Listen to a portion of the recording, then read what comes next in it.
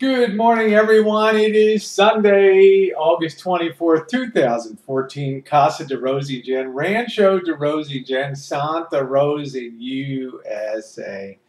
Well, guys, we were rocked by a massive earthquake overnight last night at 3:30, no, actually 3:20 in the morning. I'm a very light sleeper.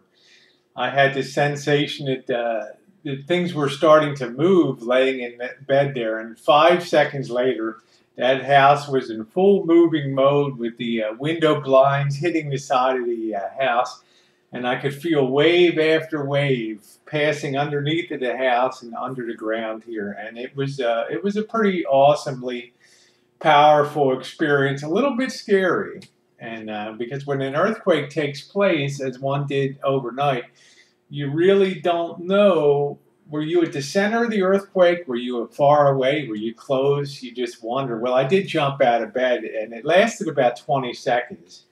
And it eventually woke Jen up too. It lasted about 20 seconds. So I jumped on the computer. We still had power here, but I did hear out.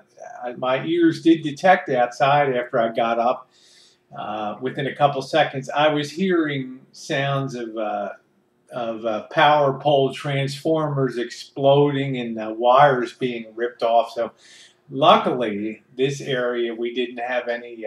My street at least still has power in this section, but I immediately got onto the U.S. Geological Survey site, usgs.com, and they have reports of earthquakes immediately.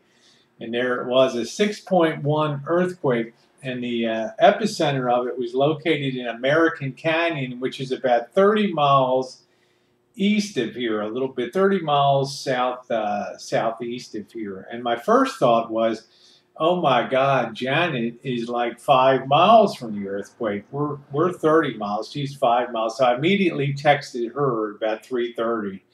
Hope you guys are okay. We were rocking and rolling. You can see the thumbnail for this video has our text back and forth.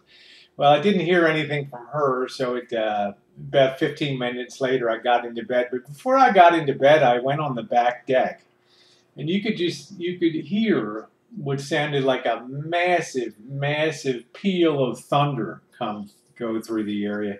And Jen said, "Are we having a thunderstorm?" And no, we weren't having a thunderstorm. What she was actually hearing was the earth being torn apart south of where we are here. That's the noise you heard. That subterranean rocks and things being pulled apart. A lot of times it sounds like thunder and everything. So really kind of freaky, and you could see up in the sky there were just flashes of light going off like there were fireworks reflecting on the marine layer clouds that come in. And what you were actually seeing was was the light as transformers and things exploded to the south of the Rancho here. So Jen and I are fine. Haven't gotten a morning text from Jen, and I haven't called them yet. I'm certainly going to make sure they're okay. But Jen and I are fine. I've been through about 6 or 7 earthquakes. This was a big boy because it lasted about 20 seconds or so. But thank goodness it did not. It wasn't right underneath of us here, or we probably would have been torn apart here.